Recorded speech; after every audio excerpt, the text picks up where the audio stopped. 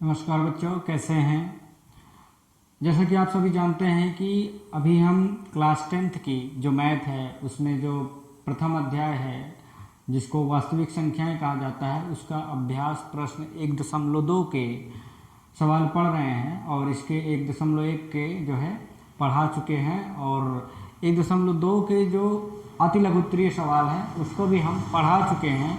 आपने देखा नहीं हो तो इसको देख सकते हैं। तो आज हम देखेंगे लघुत्तरीय प्रश्न और इस प्रकार के जो सवाल हैं वो कहने का मतलब कॉम्पिटिटिव एग्जाम्स के लिए भी इम्पोर्टेंट होते हैं और जो क्लास 9th के स्टूडेंट हैं वो भी हमारे साथ जुड़ सकते हैं और अपनी तैयारी कर सकते हैं बिना कोचिंग बिना पैसे के। आप हमारे साथ जुड़कर मैं पूरा सिलेबस ख़त्म करूंगा, मैथ का एक एक सवाल आपको बताऊंगा। तो चलिए देखते हैं सवाल क्या है। तो सवाल है दो संख्याओं का एचसीएफ मतलब हाईएस्ट कॉमन फैक्टर मतलब मासा निकालना होता है। तो दो संख्याओं का मासा जो है वो 27 है तथा जो लासा है वो है 162 है। तो एक संख्या 54 है तो दूसरी संख्या हमें पता करना है। तो पिछले वीडियो में मैंने आपको बताया था कि यदि मासा और लासा दिया रहे, एक संख्या दिया रहे और दूसरी संख्या पता करना हो तो आप किस तरह से पता कर सकते हैं। तो एक सूत्र होता है, उसको आप देख लें। सूत्र होता है पहली संख्या गुणे दूसरी संख्या बराबर लासा गुणे मासा। इस फार्मूले से आप इस तरह का कोई भी सवाल आप लगा सकते हैं। तो ये फार्मूला बहुत इंपॉर्टेंट है, इस चैप्टर में यही इंपॉर्टेंट है ये फार्मूला ही समझ के चले, ठीक है। और अभाज्य गुणनखंड आपको पता होना चाहिए, पिछले वीडियो में मैंने बताया है, अब इसमें भी आगे चल के आपको पता चल जाएगा। लघुत्तरी के पूरे सवाल इसमें मैं शामिल कर लूँगा, एक ही वीडियो में आपके लघुत्तरी चैप्टर पूरा ये वाला ख़त्म हो जाता है। तो पहली संख्या इसमें क्या है, पहली संख्या एक संख्या यहाँ पे 54 दी हुई है तो इसको हम पहली संख्या मान लेते हैं। तो यहाँ पे रखेंगे 54। दूसरी संख्या हमको नहीं पता है तो दूसरी संख्या हम नहीं पता है तो दूसरी संख्या नहीं लिखेंगे, ठीक है। और लासा इसमें किसने, लासा को एलसीएम इंग्लिश में कहा जाता है तो 162 दिया है और मासा को एचसीएफ बोला जाता है तो यहाँ पे एचसीएफ दिया है 27, ठीक है। तो इस प्रकार से आपको इस तरह से आप लिख लेना है। अब हम देखते हैं कि दूसरी संख्या के साथ पहली संख्या गुणा में है तो इसको जब पक्षांतर करेंगे दूसरी तरफ तो वो भाग में हो जाता है, ठीक है। तो चलिए देखते हैं। तो दूसरी संख्या बराबर 162 गुणे 27 बटे में क्या करेंगे, ये जो 54 इसके साथ गुणा में इधर पक्षांतर करेंगे तो ये भाग में आ जाता है, ठीक है। अब इसको काट देते हैं ऊपर नीचे।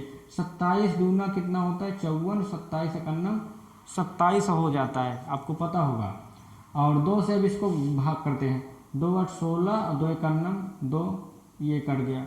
मतलब 162 को जब 2 से काटा जाता है तो 81 आ जाता है, ठीक है। तो यहाँ पे दूसरी संख्या कितना आ गई, 81 आ गई। तो इस प्रकार से आपका ये जो आंसर है वो आपका आंसर जो है आ जाता है। यहाँ पे हमने देखा कि दूसरी संख्या किस तरह से हम पता कर सकते हैं।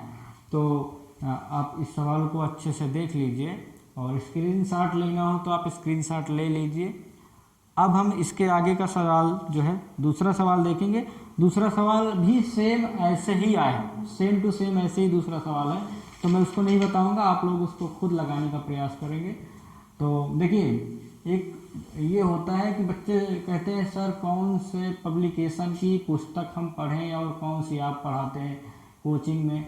तो देखिए क्या होता है कि चाहे जो पब्लिकेशन हो सवाल सबके वही रहते हैं, टॉपिक्स वही रहते हैं, किसी में ज़्यादा सवाल आ जाते हैं और किसी में सवाल कम रहते हैं। अंतर बस इतना आता है, बाकी लगाने का जो मेथड होता है, लगाने का जो तरीका होता है वो सेम होता है। तो आप ये चिंता ना करें कि मेरे में दूसरा सवाल है, आप दूसरे सवाल बता रहे हैं, आप एक सवाल पढ़ लेंगे तो उसी टाइप के सैकड़ों सवाल आप लगा सकते हैं। तो ये हो गया। अभाज्य गुणनखंड हम आपको बता दे रहे हैं। इसमें अभाज्य गुणनखंड जो है सवाल है संख्या 20,570 का अभाज्य गुणनखंड ज्ञात कीजिए। अभाज्य गुणनखंड ज्ञात कीजिए, ये पता करना है। मतलब इस संख्या का अभाज्य गुणनखंड किस तरह से करना है, तो इस वीडियो में आप अभाज्य गुणनखंड करना सीख लेंगे। तो देखिए ये संख्या है, पहले इसको ऐसे लिख लिया जाता है 20,570। अभाज्य गुणनखंड इस तरह से करते हैं। तो देखिए सबसे पहले हम सबसे छोटी संख्या 2 से काटेंगे इसको, और चूंकि 2 से कट जाएगा क्योंकि इकाई का अंक जो है वो क्या है, 0 है। जब इकाई का अंक 0, 2, 4, 6, 8 होता है तो हम उस संख्या को 2 से काट सकते हैं। तो 2 एकन्नम 2, 0, 2 दूना 4, इसका एक इधर गया तो 17, 2 8 16, 2 पंचे 10 हो गया। और अभी ये 2 से नहीं कटेगा, ठीक है, क्योंकि इकाई का अंक 5 आ गया। जब इकाई का अंक 5 हो या 0 हो तो वो 5 से कट जाता है। तो इसको हम किससे काटेंगे, 5 से। 5 दूना 10।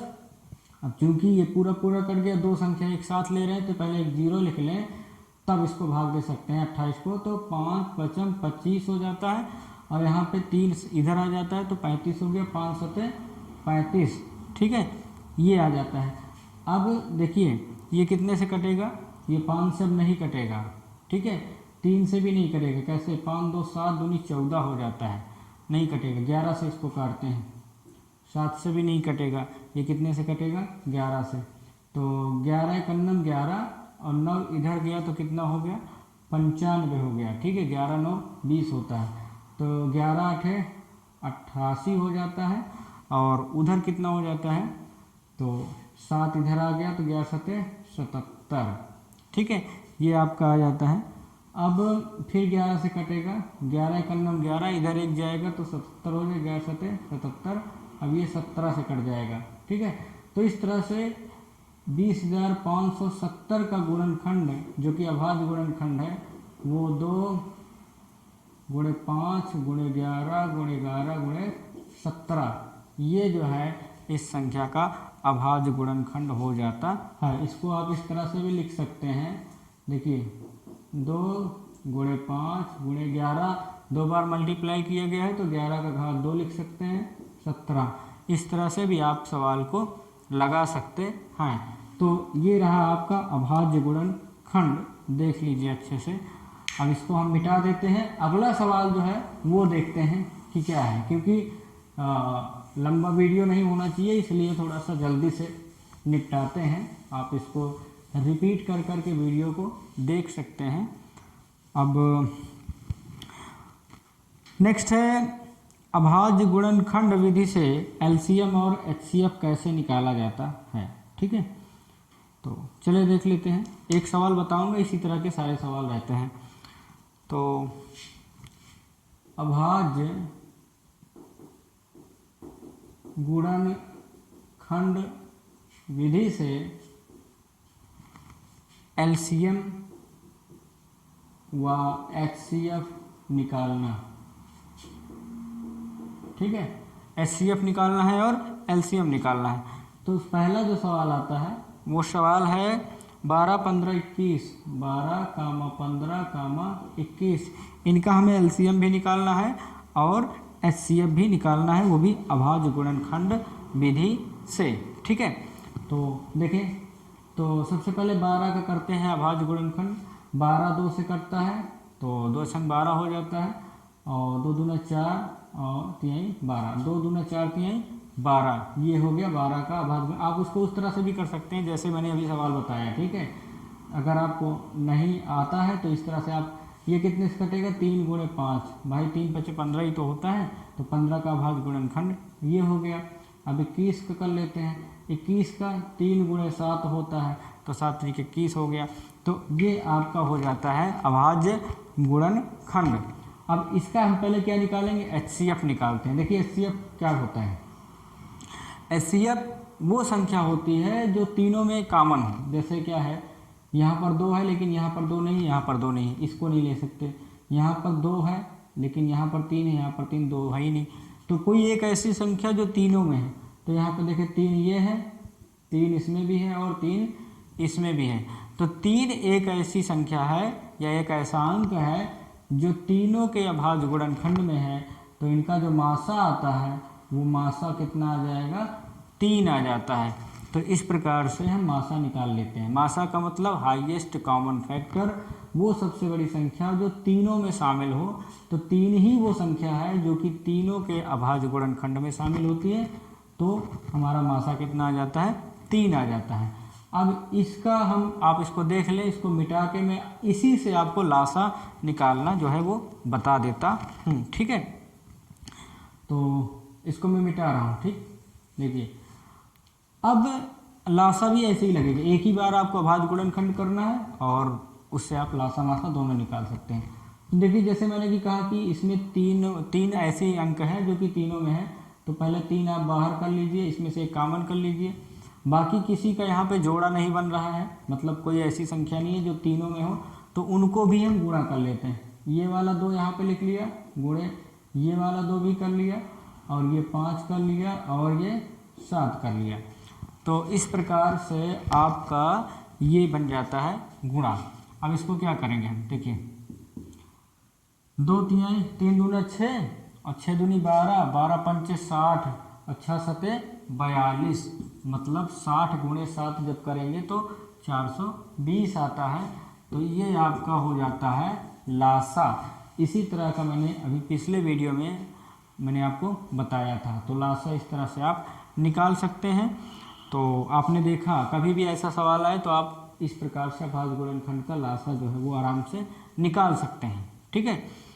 अब लगभग सभी सवाल ऐसे ही लगेंगे, इसमें कोई वो नहीं है। एक सवाल मैं आपको और बता देता हूँ, इसको मिटा देते हैं।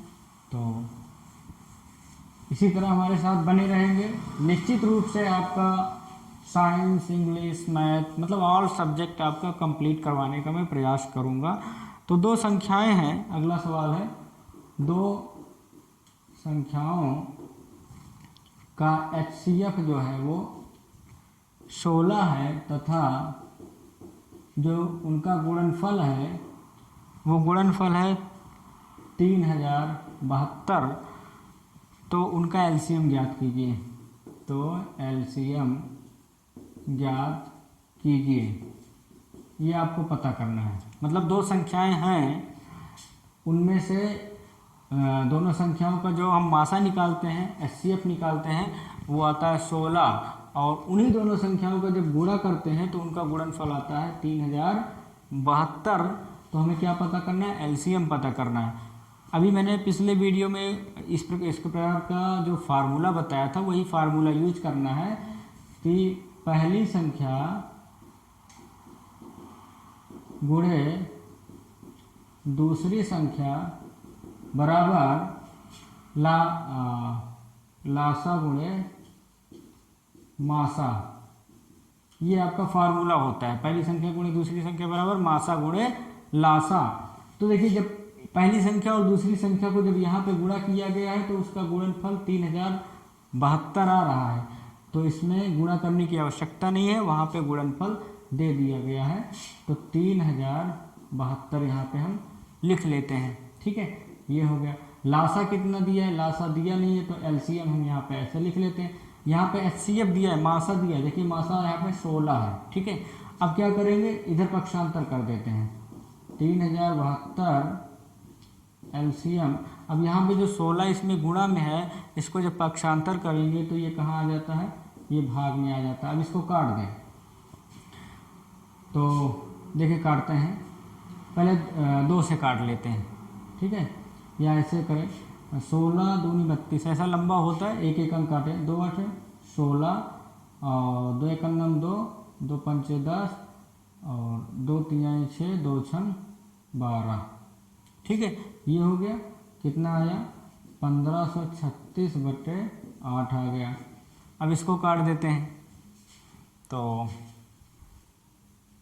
2 सते 14 और उधर 2 6 12, 2 8 16, 2 चौको 8 और फिर 2 से काट देते हैं, 2 3 6, 2 8 16, 2 चौको 8, 2 दूना 4, 2 1 9 2, 2 9 18, 2 दूना 4।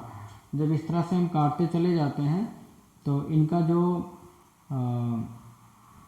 संख्या आती है, LCM आता है, वो हमारा आ जाता है, LCM जो है हमारा 92 जो है वो आ जाता है। तो आप इस तरह से सवाल को लगा सकते हैं। एक ही फार्मूले से तमाम टाइप के आपको सवाल दे देगा, लेकिन फार्मूला वही रहेगा, तो हमें ये पता रहना चाहिए। ठीक है, तो ये सवाल आप देख लें, फिर मैं अगला सवाल आपको बताता हूँ। तो चलें अगला सवाल देखते हैं। आपसे इतना ही निवेदन है, मेरा रिक्वेस्ट है कि प्लीज़ हमारे साथ बने रहें। चैनल को सब्सक्राइब नहीं किए हैं तो प्लीज़ चैनल को सब्सक्राइब कर लीजिए, ताकि आपको लेटेस्ट नोटिफिकेशन मिलता रहे या मिलती रहे। ठीक है, अगला सवाल थोड़ा सा बहुत टफ टाइप का होता है, थोड़ा सा बच्चे कंफ्यूज हो जाते हैं। तो ये सवाल हम देखते हैं कि सिद्ध कीजिए कि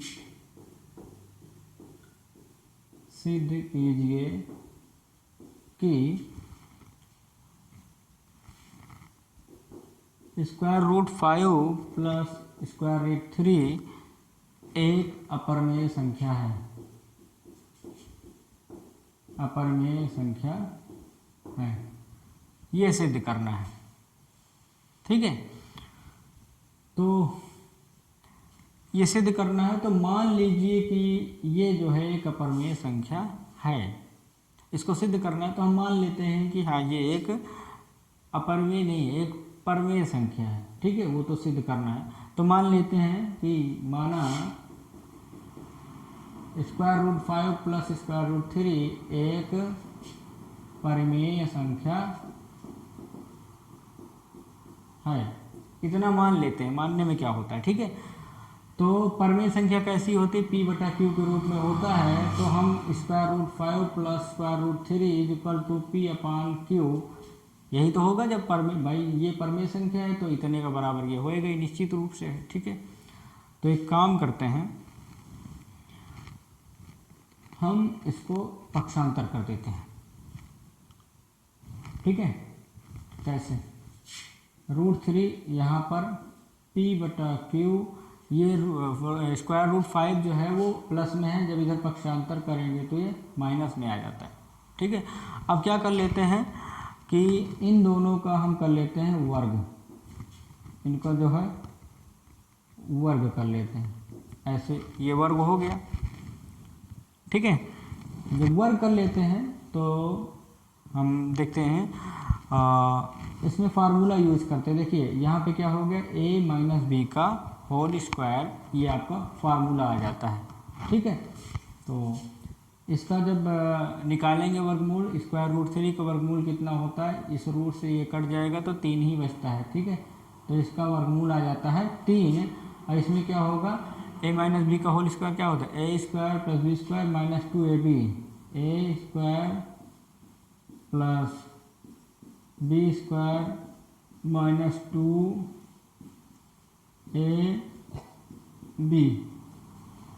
इस तरह से ये आ गया। अब इसको इधर लगा लेते हैं क्योंकि जगह की कमी पड़ गई है। तो देखिए 3 है, अब इसका स्क्वायर करेंगे तो p स्क्वायर बटा q स्क्वायर, p स्क्वायर बटा q स्क्वायर प्लस, जब स्क्वायर रूट 5 का वर्गमूल निकालते हैं तो इसका वर्गमूल 5 आता है, मतलब वर्ग जब करते हैं तो 5 ही आता है। ठीक है, इसका जो वर्ग कर दे इतना आता है। ठीक है, तो जैसे 5 5 25, 25 का वर्गमूल 5, तो यहाँ पे 5 आ जाता है माइनस, अब इनका गुणा कर देते हैं। ठीक है, कैसे, 2p रूट 5 अपान q, ये आ जाता है आपका। ठीक, अगर इसको अब आगे लगाते हैं, देखिए 3 हो गया,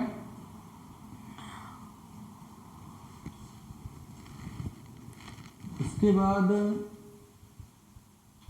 कुछ चीज़ें हैं जो फिर हमें ट्रांसफ़र करनी पड़ेंगी। देखिए यहाँ पे ये इधर आ जाता है, इसको इधर कर देते हैं तो ये जो आ जाता है 2 रूट 5 p अपान q, ये इसको ट्रांसफ़र कर देते हैं 2 और रूट 5 p अपान q, ये जो है ये यहाँ पे आ जाता है। और इधर क्या बचता है, पी स्क्वायर क्यू स्क्वायर और फिर उसके बाद प्लस 5, ये इधर आएगा तो माइनस में हो जाता है। तो इस प्रकार से इसको कर लेते हैं, पी स्क्वायर बटा क्यू स्क्वायर। और अगर 5 में से 3 घटा देते हैं तो कितना आता है, 5 में से 3 घटाते हैं तो आता है 2। ठीक है, अब इसको यहाँ पे लिख लेते हैं, 2√5 पी अपॉन क्यू, इतना आ गया। अब एक काम करते हैं, ऐसे इसको कैंची गुणा कर देते हैं, क्रॉस मल्टीप्लाई कर देते हैं। तो 2√5 पी अपॉन क्यू, जब इसमें करेंगे तो P square plus 2 Q square upon Q square आ जाता है। ठीक है, ये हो गया। मुझे लगता है अब जगह कम है तो इसको मैं मिटा देता हूँ, देख लीजिए आप, इसको इसी में लगा देते हैं आगे चल के ये सवाल।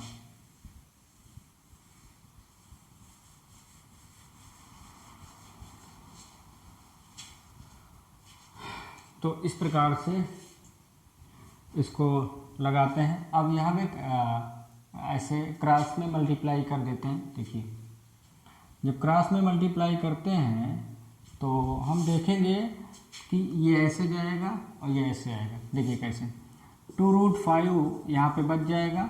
जब हम इसमें इधर गुणा कर देते हैं तो ऐसे गुणा करेंगे, P square plus 2 Q square बटे, ये p जो है इधर गुणा हो जाएगा तो यहाँ पे हो जाएगा p क्यू स्क्वायर।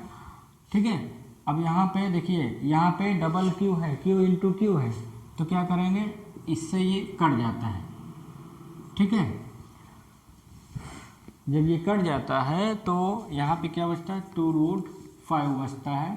तो यहाँ पे क्या बचा है, P square 2q square upon P Q बचता है। ठीक है, तो अब इसमें मल्टीप्लाई कर देते हैं इसको, तो √5 equal to P square plus 2q square, इससे इसमें गुणा करेंगे तो 2pq आ जाता है। तो देखिए यहाँ पे √5 क्या है, √5 एक अपरमेय संख्या है। जब कह रहा है कि इस संख्या बराबर ये संख्या है, मतलब अगर ये अपरमेय है तो ये भी अपरमेय होगा निश्चित रूप से। ठीक है, ये परमेय नहीं हो सकता है। तो जैसा कि हमने माना था, √5 क्या है, एक परमेय संख्या, ये मान लेते हैं, तो ये भी परमेय संख्या है, जबकि ये विरोधाभास है कि ये परमेय संख्या नहीं है। ठीक है, ये एक अपरमेय संख्या है। जब √5 एक अपरमेय संख्या है तो निश्चित रूप से ये भी एक अपरमेय संख्या है। तो इस प्रकार से √5 प्लस √3 एक अपरमेय संख्या हो जाती है। तो इस तरह से आपको जितने भी सवाल आए इस टाइप के ऐसे ही आपको लगाना है, निश्चित रूप से आपका सवाल हल हो जाएगा, आपको कोई प्रॉब्लम नहीं होगी। तो अगले वीडियो में हम बात करेंगे लॉन्ग आंसर का, मतलब दीर्घोत्तरीय प्रश्नों के बारे में। तो प्लीज़ हमारे साथ जुड़े रहें और जितने भी वीडियो आप देखते रहें, आपको कहीं भी कोचिंग करने की आवश्यकता नहीं पड़ेगी। मिलेंगे अगले वीडियो में, तब तक के लिए जय हिंद।